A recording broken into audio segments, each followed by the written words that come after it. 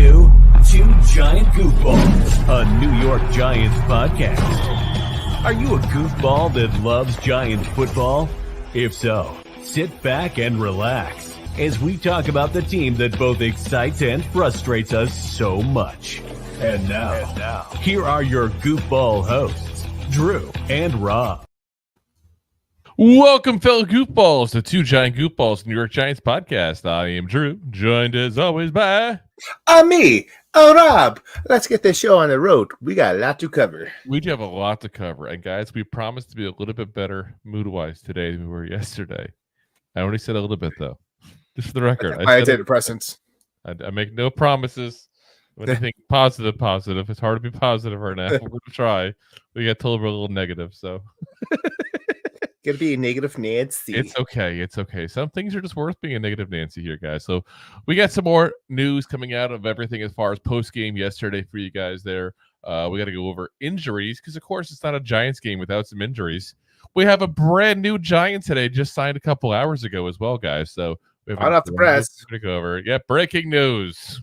We also got to talk about a couple guys who've completely disappeared off the face of the roster, it seems like. And Dexter Lawrence is upsetting some fans, which is weird because he's one of the few guys you would think would not upset fans considering how he plays. And then, of course, as always, guys, we're going to give you guys the rundown of everything going on in the NFL. So let's get into very first thing, which is a thing that kind of broke last night. Somebody tried to be famous on social media and all. And that's Daniel Jones getting heckled by the fans, which I'm sorry, I had to use that picture of him like sitting on all fours, sticking his butt out because it's hilarious to me. I don't know. Whoever took that photo at the game was just, they were going for a prize. They were going for a prize, that's for sure. Looks really like that beard on him. That photo was for Kay Adams. I'm telling you right now. Yeah. That's who that photo is for. You can upload it on Grindr right now. But yeah, so fans literally waited, and this is not an uncommon thing, guys, for fans to do. Waited for the players to come out after the game, and there was one fan in particular who showed and put the video on, all the social media platforms there, and it went a little viral yesterday, of all the fans heckling Daniel Jones as he went to leave. One guy very loudly, I can only assume it's the guy who was taking the video, yelling, I need $1 million, give me $1 million. And people literally audibly booing the guy and everything. Like, guys, I get the frustration. You guys heard us for an hour and a half yesterday being frustrated about Daniel Jones. But, the issue I have is this is his personal at that point in time.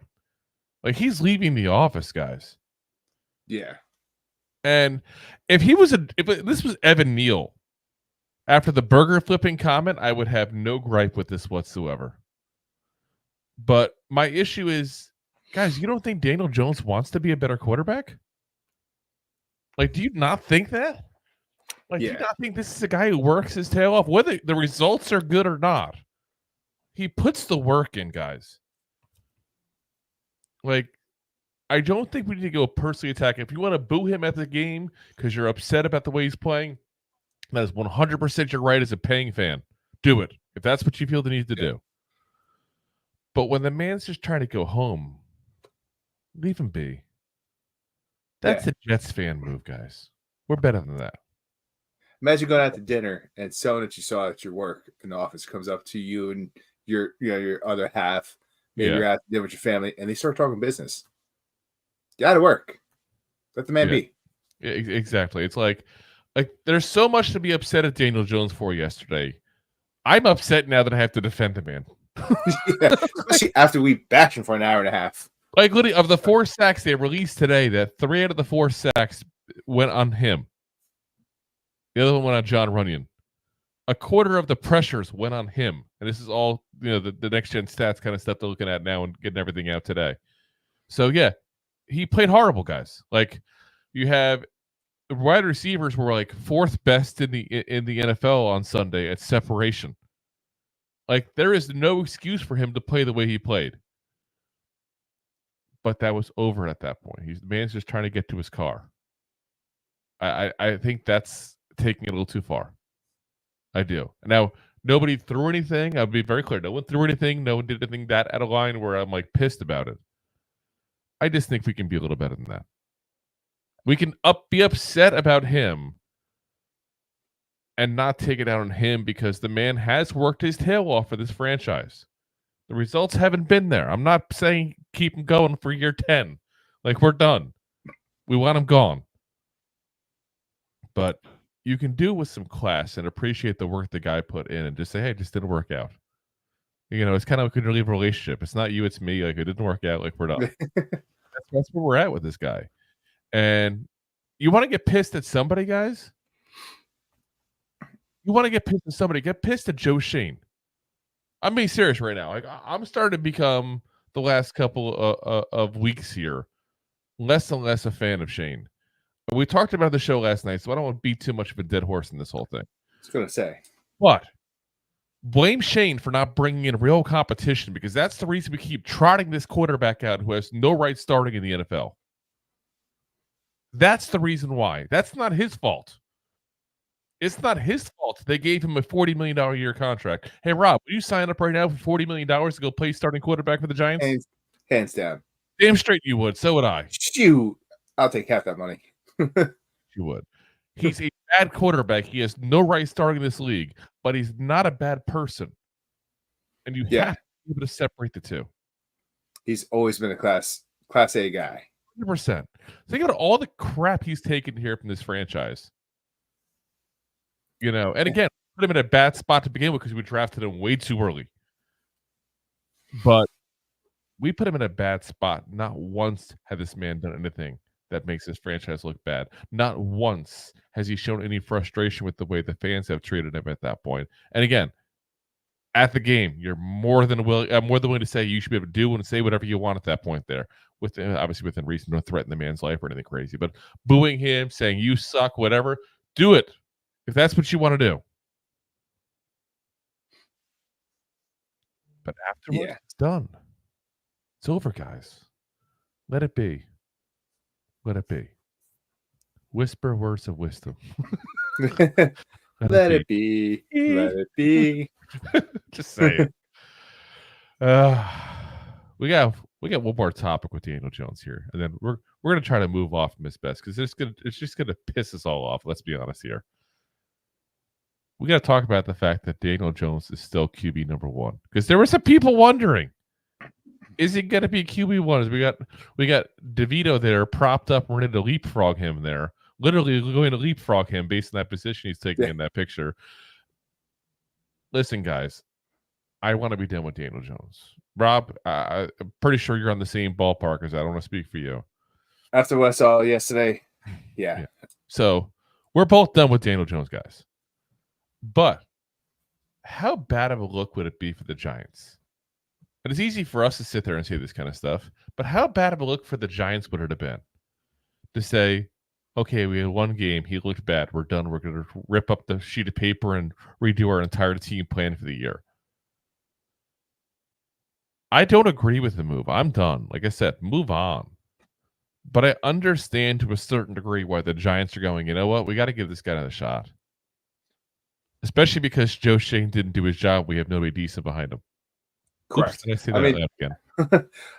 I mean, like I said yesterday, like it was a bad, could be like any given Sunday could have been a bad day. You got to give him the opportunity to prove it wasn't a bad day, that he just, and or prove that it was a bad day. But it's probably going to be proven that it wasn't a bad day because he's also coming back off of the ACL injury. And what have we said constantly? Yep. Players aren't the same coming back that first year off ACL. Yep. And what was it, week 6 when he did it, week 8? So it wasn't like it's been that full year like healing yet. And it's also, what team does he play against the best? The Commanders. That's what this is all about, guys. Who are playing next week? Yeah. So I think that they understand that, and they're thinking, okay, and let's be very frank about this part of it as well. And this, I think some are going to take offense when I say this, but I don't care. I'm going to say it anyway. Y'all hate Daniel Jones right now, and nothing's going to turn you guys around from that. But if he has a okay game against the Commanders, you're like, okay, maybe we just ride it out with Daniel Jones for the year. We as fans, because we're so invested into this, get very flippy-floppy and overreact, and positive or negative. Yeah, you know especially what I mean? Especially in this market.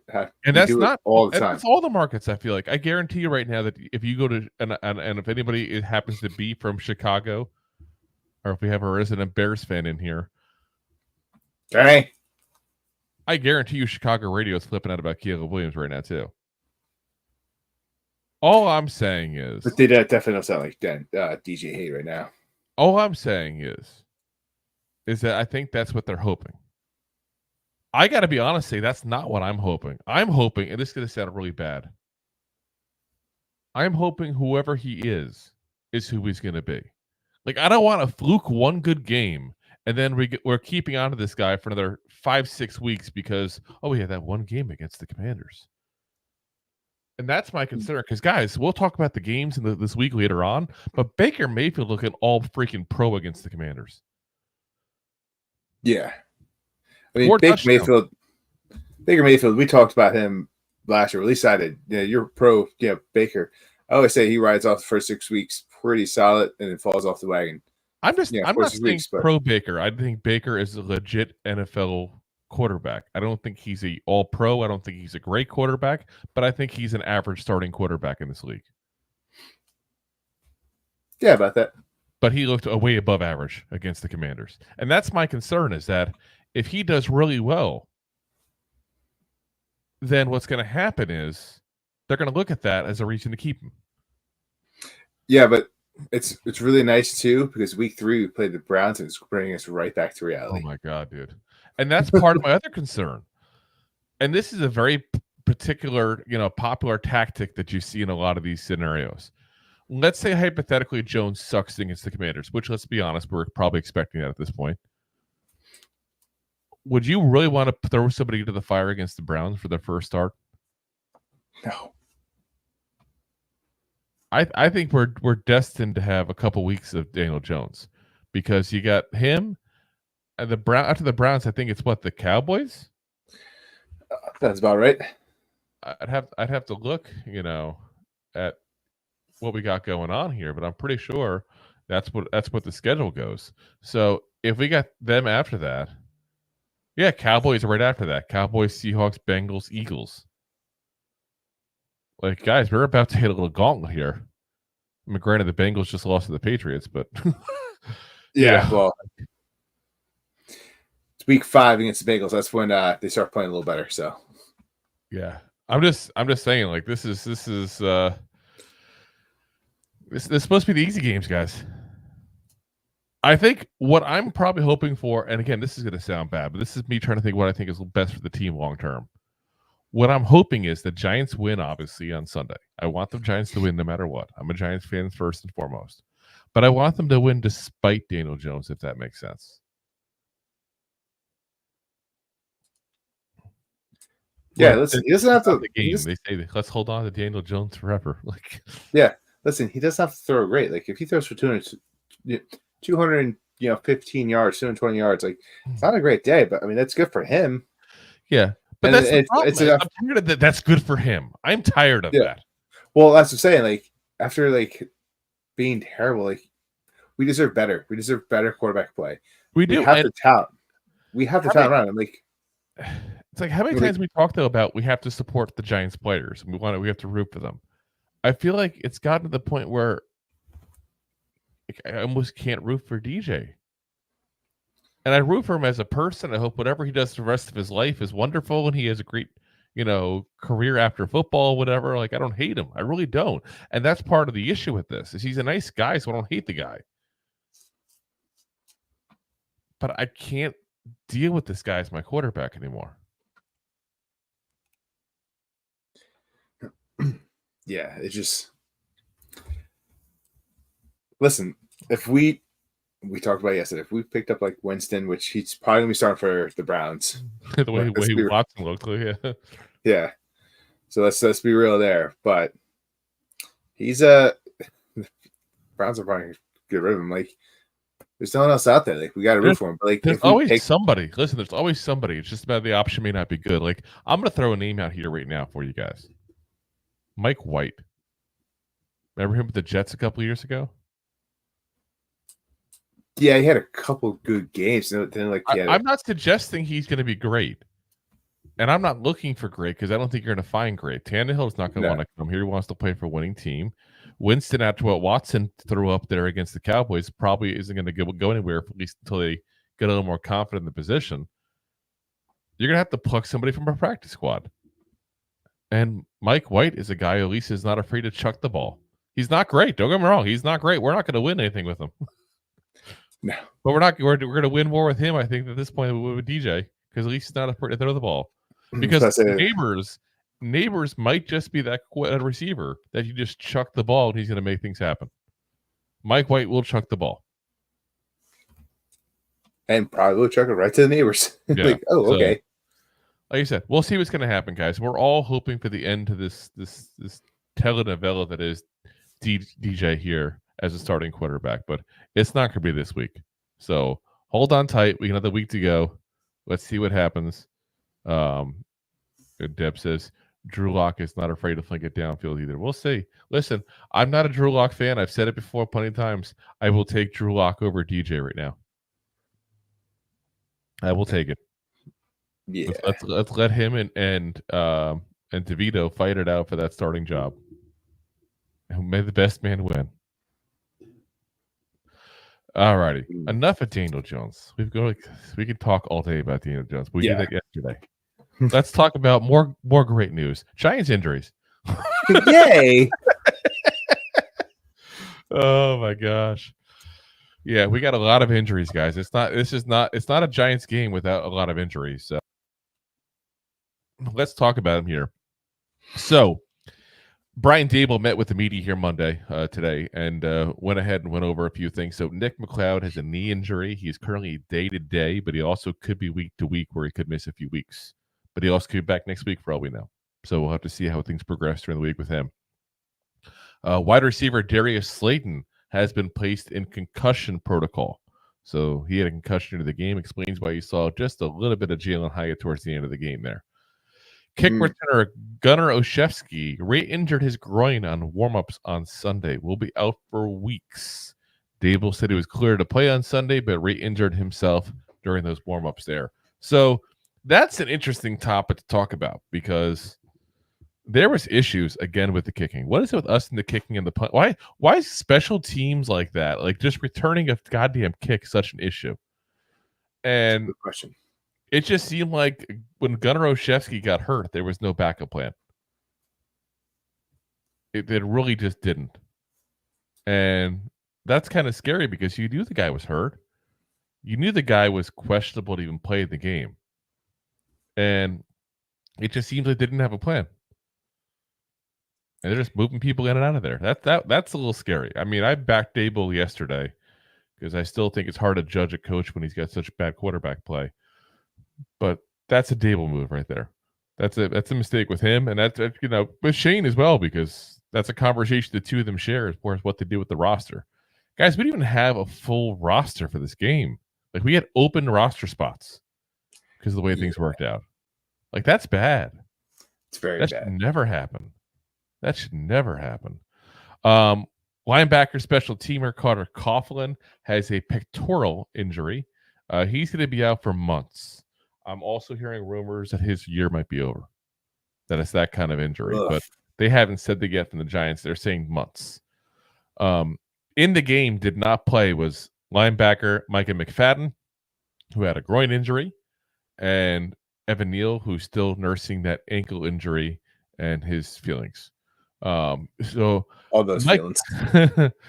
Micah McFadden was able to play in the game, and Daboll said he would have been on a pitch count if he was.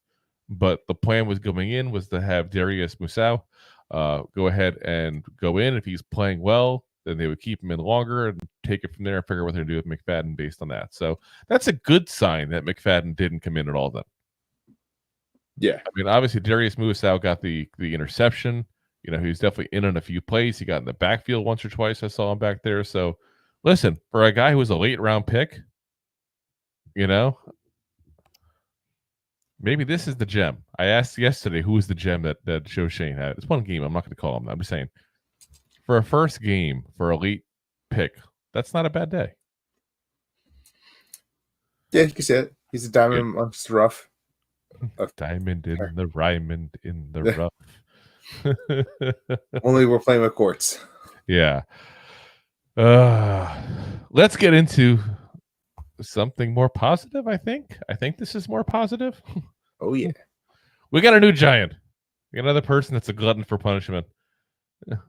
Amir Smith-Marset signed by the Giants here late afternoon, kind of early evening here today. So because of the injury to Gunner Olszewski, they had a workout there today with multiple kick punt returners there, and Smith-Marset is the winner. So 25 years old, 6'1", 185 pounds, from Newark, New Jersey. So he's a local kid. I haven't heard if he was a Giant fan growing up or not. I'm kind of curious in that. I'm always curious with the local guy. They never tell you that. I'm sure they would have said something. You would think that, but they don't say that. He was a Jets fan. Yeah. As long as he wasn't an Eagle fan. So he spent time so far with the Vikings, Bears, Chiefs, and the Panthers in 3 seasons in the NFL. Last year, with the Panthers, he returned 37 punts, which was a NFL high, 322 yards, and a touchdown. Also had 8 catches for 51 yards in the season as well. So he provided something on offense, definitely not a whole lot. He did also fumble twice, but he did also recover both fumbles. So I guess pro and a con. One way to get your fumble recovery numbers up, fumble more. Padding the stats. He also had 2 tackles on special teams as well. PFF actually named him second team All-Pro as a returner last year. So that's something. So at least it's not like we're not getting some random bum. We're getting a classy bum. Classy with an I instead of a Y. Yeah, I mean, because I look at what he did. Honestly, he just had a ton of punts. Like he had the one touchdown. It's not a horrible average return, but it wasn't like he had an amazing average return, guys. 37 punts, 322 yards. That just tells you right there. It wasn't like he's doing 12 yards a punt. That's less than 10. We can do the math if you want. Rob knows I love doing the math. You know I already do looks and looking down. That's what I'm doing right now. I'm doing the math. I say he's doing the math. You know I am. So 8.7 yards per punt. That's not horrible, but it's not anything to write home about. So, we'll see what happens there. But I do think you'll probably see him for a little while. I think that's a pretty good sign that Gunner Olszewski is going to be gone for a little while. The fact they signed somebody to replace him at least temporarily.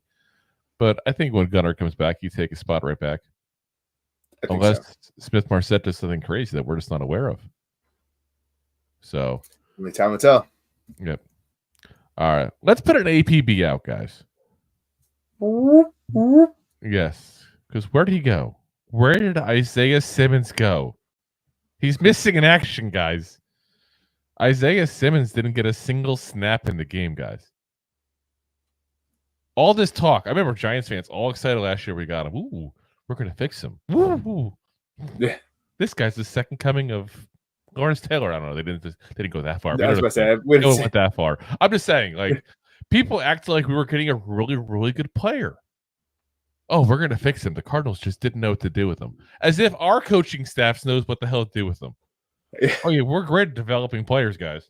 Like, seriously, why the optimism was there, I don't know. I didn't get it then. I don't get it now.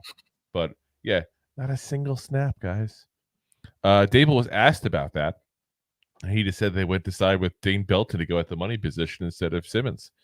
And we heard all off season about how he's moving back to slot corner / safety. He's going to be part of the secondary. He's going to have a role. They have a role specifically for him. Guys, that role. Yeah, it was on the bench. Yeah, left bench. He took my high school spot. Yeah. So is he wearing your old high school number 2? I hope not. Kind of weird if he was. He's not a lineman, so they thought I'd fill out. They wanted me to be a lineman. I filled out all right, just in the belly, and 20 years later. But yeah, guys, like that's a little concerning, because if we don't have a plan for Simmons, We don't have a role for Simmons. Why do we have him? Let's say, what are we paying him? I mean, don't get me wrong. We're not paying him a lot. That's not even the part of it necessarily that worries me. It's just you brought him back late, which means you had a role, you had something specific in mind for him, and he ain't doing it. Again, he's just not that good. The other guy we got to talk about that kind of disappeared in this game is Jalen Hyatt. Had the one drop and that's it. Was in 14 plays in the entire game. They said he was so upset when he went after the game that he left before he took his eye black even off. Like that's how upset he was and how the game went. And I mean, can you blame him? No, and Daboll actually talked to him and said, talked about him and said that, he's the third, fourth receiver on the team, and we have specific spots for him, basically, It's not the exact word for word quote, but that's the gist. It's just it's not a good look, guys. When two people that one was your big one of your big gets last offseason doesn't see a single snap. And one was one of your big draft picks. And he gets a very small amount and doesn't even get a single catch. That's not good. No. So listen, there's not much that was good about the game. We talked about that, but that's I mean, that drop pass, he was open. I mean, it was a little high, but it still hit him. Yep. Still hit him. He still should have caught it. And I had my concerns about Hyatt in there. I remember we talked about it, in the draft process. We said we didn't like him necessarily because he's kind of a one-trick pony with the speed. I hate to say it, but I think that's kind of coming into fruition a little bit there. So hopefully I'm wrong, and hopefully this is just me overreacting after week 1 because there's still a lot more to go. I'm sure if we said back in 22, what do you think of Slayton after week 1? We would have said, oh, God. Yeah. What are we doing? Yeah. Though I was big on Slayton. I was complaining we didn't use Slayton in week 1. So, like I said, it's a lot negative in this game, guys. I don't want to get harped too much on that part of it there, but I'm curious to see where this goes forward. If we don't see Simmons and Hyatt more, something's going on. Whether it's a behind the scenes issue or they're not practicing right, something is going on. Yeah, hands down. Let's talk about one guy who did play well yesterday. And that's Sexy Dexy, who doesn't respect booing. Doesn't respect booing at all. Boo earns? Yeah. He was asked about the booing there after the game, and he said, did I hear the fans? However many fans there are, could I hear them? Can you get another question, please? I mean, I don't respect it, honestly. I get it. They want to see their team win. It's a rough patch, but I mean, it just is what it is. Not the greatest answer. I feel like that was like heat of the moment frustration, though, for him. Yeah, most likely. Like, that's what I feel like. And I know a lot of people are jumping down his throat and everything for this. Like, oh, that's horrible. Why would you say that? Blah, blah, blah.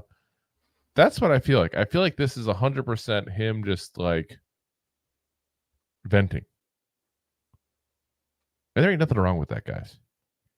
That man works his tail off. You don't be as good as he is without working your tail off. And let's think about it this way, guys. He's in his prime right now. And this is what it's being wasted on. And I'm saying honestly, it's being wasted his prime. Imagine you were him. Like, you are doing the best you're going to play ever. You are one of the best defenders in the entire NFL. And you got to watch that yesterday. Probably going to be a little frustrated. Yeah, especially on his side of the ball. Like, they played pretty good for the most part. And then they got tired because the offense going to do jack no shit. And they only gave up 21 points. Like, don't get me wrong. Like, everybody's harping on the fact that Sam Darnold started off with 13 of 14 in the first half or whatever. Something like that. It was like 9 straight. Or it wasn't like he was, Carr against the Panthers. Like, they weren't putting up 33 points against the first half. They only gave up 21 points. And granted, the Vikings also put their foot off the gas a little bit too as well. But it wasn't like the defense was the bigger problem. So I can get his frustration. I remember that back, and this is going to take us back a little bit here. I remember going back to the days of, Dave Brown and all, Dan Reeves being the head coach. And one of the first things Jim Fossil did when he became head coach was he mixed up the offense and the defense in the locker room because he said there was a big rift between those two sides because of how bad the offense was compared to the defense. Now, I don't think it's to that extent. I just don't think that at all. But I think there's going to be some resentment if this continues. And it's natural. So, something to kind of keep an eye out there to see what's going on in the locker room there, because Daboll didn't lose the locker room last year, guys. If he loses the locker room, if he loses that locker room this year, it's a different situation than we were in last year, guys. That's a totally different situation. So, hopefully, again, just bad game, just him being frustrated at that point. He didn't go nearly at the fault of like an Evan Neal and flipping out at the fans like that. He just didn't like it. And I think, who would like being booed? Would you like being booed? I would like being booed. Yeah. And sometimes when things like that happen and you were asked to react to it minutes later, you might not give the best answer. You might not give the best answer, guys. So, all righty. Now for the moment you've all been waiting for. It's the NFL Week 1 recap and reaction. Woo! Week 1's here. Oh, yes. So, let's go over the games for you guys real quick. And then we're going to go ahead and go over how Rob and I did. So, we're doing this a little different we did last year because there's a lot of news to go over with you guys today. And we know you guys don't want a 2-hour episode. I mean, if you want to let us know, we'll be happy to. But so we're going to do this a little quicker than we typically have in the end here. And it's interesting time to use because it's halftime at Monday Night Football as well. So, it's a good time to mute that TV. Just listen in to get the recap here. So let's start off with Ravens at Chiefs. So Chiefs won 27-20, and that's one of the most crazy endings of a game. So for those who didn't get a chance to watch it, literally Lamar Jackson misses Zay Flowers for a very easy touchdown. Next throw, he hits, and the guy's got his toe barely out. I mean, you're talking like if he clipped his toenails the day before, it would have been a touchdown. Like, that's how close we're talking here. I think it was Isaiah Likely, I remember, right? The tight end they got from Coastal Carolina. I believe so. He had a great day. Yeah, he was so close, it's not even funny. That would have sent the game into overtime, or it would have sent it into a 2-point conversion for the win, because they were originally calling it a touchdown, and the Ravens were putting the offense out there for a 2-point conversion. I mean, sometimes you just try to get offsides or whatever, you figure out what to do from there, but chances are we would have had a really exciting last play to the game. Instead, was still a really exciting last play to the game, but yeah, a little bit crazy there. Then we got to go to Brazil. Ooh. Where they have amazing pão de queijo. I love pão. You ever have pão de queijo? I love pão de queijo.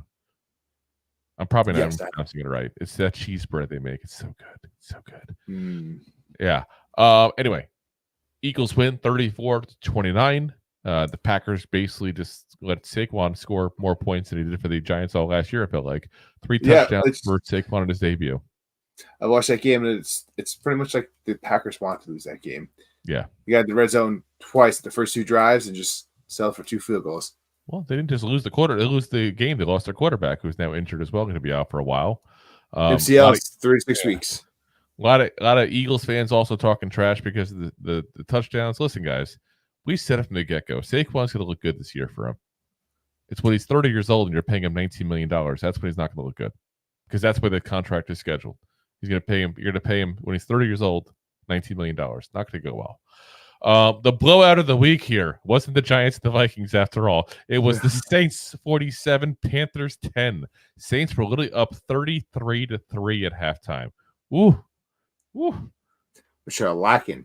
I was wondering if Dave Canales was going to get fired by David Tepper there halfway through the freaking game. I was like, oh my God. Have you ever seen a coach with the record for quickest getting fired? Tepper. Yeah. He don't care at all. He's got that reputation. That's why nobody wanted the job. Dave Canales took it, and now he's got to teach a little kid to be a man. Stilts. We were probably second worst blowout, though. Vikings 28, Giants 6. Actual absolute embarrassment. Still embarrassed, still pissed off about it, just talking about it. If you want to hear more about it, episode yesterday, hour and a half. We got pretty much complaining about it. The biggest upset of the week, the Patriots 16, Bengals 10. They were 8-point underdogs. Yeah, that was the biggest spread in there. And how many how many pick'em leagues do you think were gone because everybody picked the Patriots to lose in that game?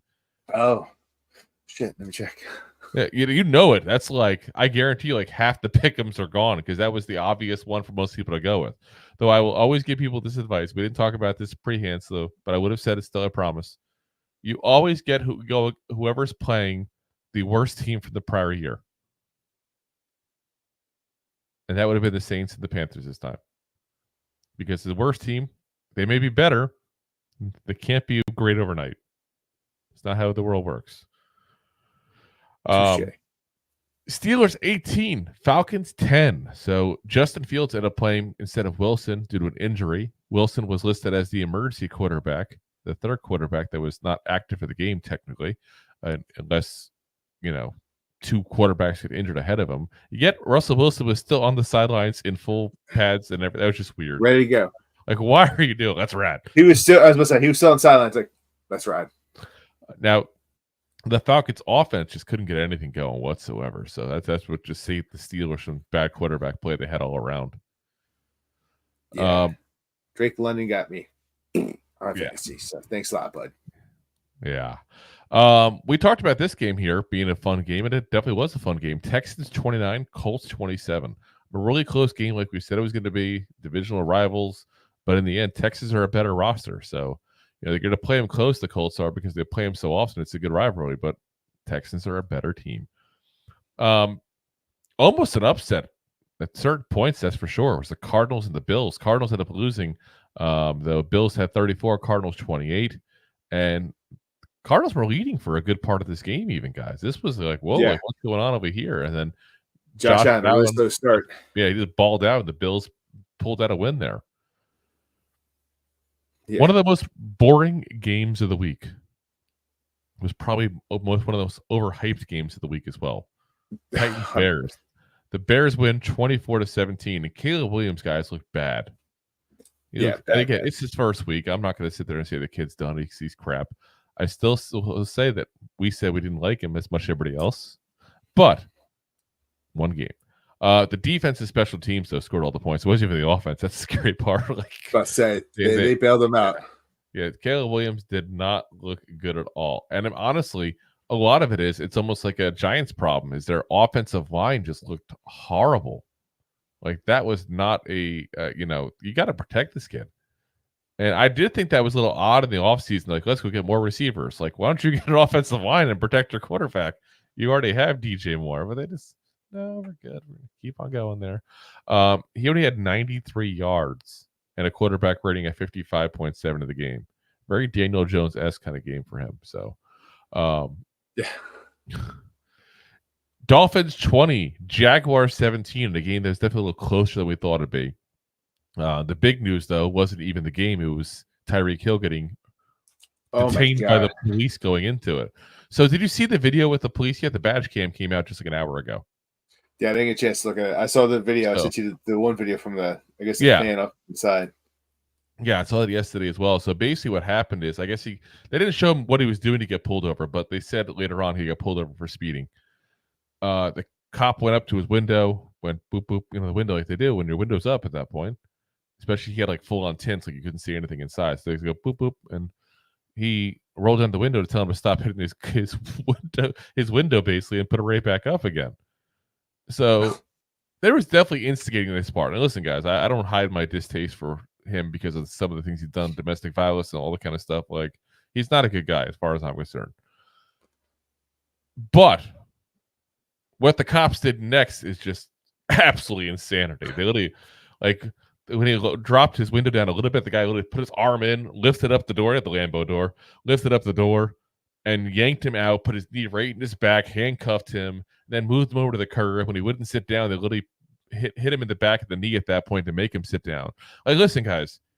He's the officer, the arresting officer is in a lot of trouble. I did see some articles about that coming out, that he's, I'm not suggesting that Tyreek Hill is 100% innocent of the whole thing because, the cop's just doing his job in the beginning. Like, put your window down. He asked you to put the window down.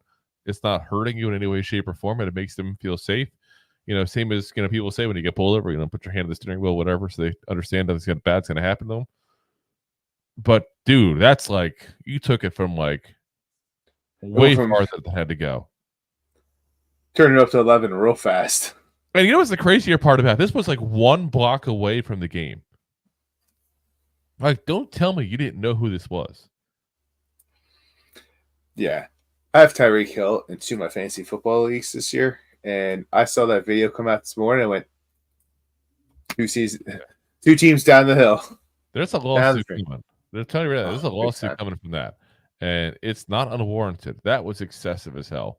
Again, he wasn't fully innocent because he just didn't do very simple things like keep his window down. But that is no excuse to drag a man out of the car like that way they did. That was insanity. And they go to hit his knees yelling, I just had knee surgery. I just had knee surgery. I don't think he says that on the football field, but that's a whole separate thing. It's like, it's just, like I said, it was definitely excessive, and I was wondering what was going to come out of it because I was expecting that he was going to do something like he did.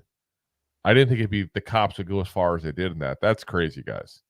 That's crazy. Some guys are losing jobs, I guarantee you over that. Oh, and then 100%. And then they arrested Calais Campbell because he went out to go find out what's going on to see if he can help. And Calais Campbell is a guy who has like one of the best reputations in the NFL. Like former Walter Payton Man of the Year. Like you never hear a teammate talk bad about him, and he's played for a lot of teams, guys. He gets around.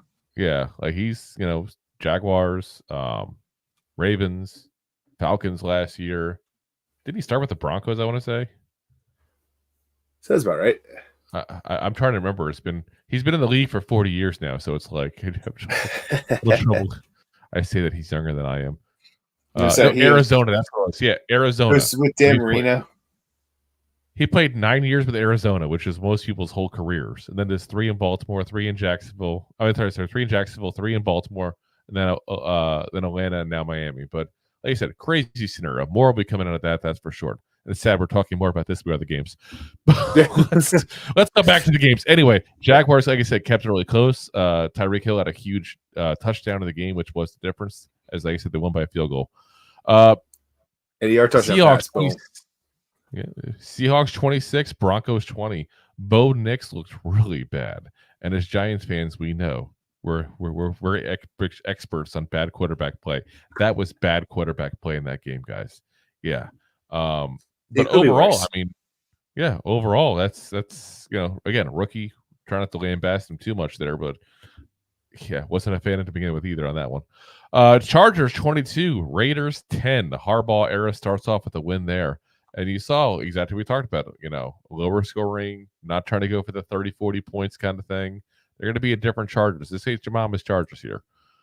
Another really bad blowout here. Cowboys 33, Browns 17.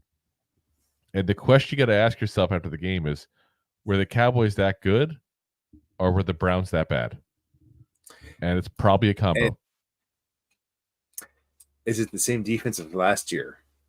For both, the team, yeah. Well, that's not for the Browns.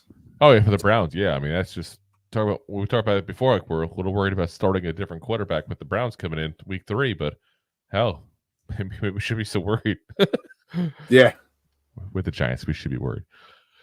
Next up, Buccaneers 37, Commanders 20. Baker, as we talked about before, Baker Mayfield threw for 4 touchdowns, and the Commanders literally made the guy look at all-pro. That's insanity. I don't think Baker Mayfield's ever done 4 touchdowns in a game. That's pretty crazy there. The Sunday night game, Lions 26, Rams 20. So very close game, but the Lions pulled it out in OT there. The current game going on right now, guys, is the 49ers and the Jets. They are at halftime as we're talking. The 49ers are up right now 16-7. So we'll see what happens, but that's, as of right now, still somewhat close there, but could get ugly really quickly at the way things are progressing there. Because the Niners just scored 13 points in the second quarter unanswered. So that's not good when that happens. Let's see how we did last week. Now, we still got to find out what's going to happen, obviously, with the game that's going on right now. So we'll give you guys 15 of the 16 that we got there. So we got, of the wins and the losses, straight up wins and the losses, I got 8. Rob, you got 10. You've got that one. Now, you and I both had the same 49er win. So there's nothing changing as far as that for us there at that point. But we're both guaranteed to be at least 50%. In week 1, I'll take that. we said week 1, we don't like to gamble. It's not a good week. You got to learn the teams first. There's a few games, too, where we said El Paso. Yeah, there's a few games, too, that we said way too large a spread, like the Bills and the Cardinals. I remember I was very adamant about that. I think you were as well. And, we were right on that one. So going against the spread here, you and I both did not do good this week, man. We did not do good at all. I got 6, you got 5. So, yeah. What's interesting is I got the 49ers, you got the Jets in this game here, so I could try to salvage close to 50% here. But it's not good. That's not like us at all. We had much better usually. Yeah. Week 1, like I said, it's a rough week. I had to do a double take. I was like, wait a minute. Did I really get that? That's not like me. Yeah. On the over-unders. So I got 7, and you also have 7.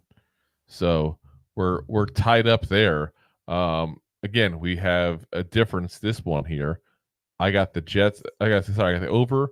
You got the under on this Jets and 49ers game going on. So that could be that's the tiebreaker for us on that one there. I also got the Jets in the spread compared to you got the Niners. Yes, that's what I said before. Yeah, so you can have a chance to tie me up there with that one. On the trifecta, so that means hitting on who wins the game, who beats the spread, and who gets the over/under. I got 3. You got a goose egg. A goose egg. So, yeah, it's kind of hard when I don't get the spreads like I normally do. Damn. Yeah, that's like I said, that's a rough week for us. That's probably been our worst week all of last year. Yeah, hands down. I think the worst since we started doing this. Yeah. So, way to make people think we don't know what we're talking about. But again, this is why we always say, don't do it week 1. Find out what you got. Because I guarantee you, the further this goes along, the easier it gets to do because you understand the teams better. You understand what's going on better at that point. Year to year, things change in the NFL. So, but either way, week to week, it changes. It does. But either way, I let's see. You're up by 2. I'm up by. Hold on. You're up by 2. I'm up by the 1. So, I'm up by 2 right now. So we have a chance. You have a chance to tie it up, depending on what happens in this game. So we'll see what happens there. So obviously, those of y'all not watching it live will know what's going on because that'll be over by then. All righty, guys. That's going to call it a night for us here. So we're going to be back here for you guys Wednesday. We're going to be doing our preview of the Commanders game coming up next week. So we'll be breaking everything down, going over what we think might happen at the game, trying to be a little more optimistic. And then Thursday, we're going to do our pick show for week 2. So we may have a special guest here. We've been talking to somebody who you guys may know started a podcast recently, was part of a very popular Giants website. Not to give too much away here. But yeah, he'll be on with us probably on Thursday. That's the plan right now. So like I said, we got plenty of content coming. We'll be back again, obviously, for the post game after the Commanders game as well. So we're at that time of the year, guys, where it's 4 episodes a week. 4. If you haven't already, hit that like, hit that share, hit that subscribe. And then what we're also going to do is we're going to pay the bills. Enjoying the show? Looking for more goofball action? Consider a membership at buymeacoffee.com/2giantgoofballs. Memberships start at just $5 and give you additional goofball access. One-time support payments also available starting at just $3. buymeacoffee.com/2giantgoofballs.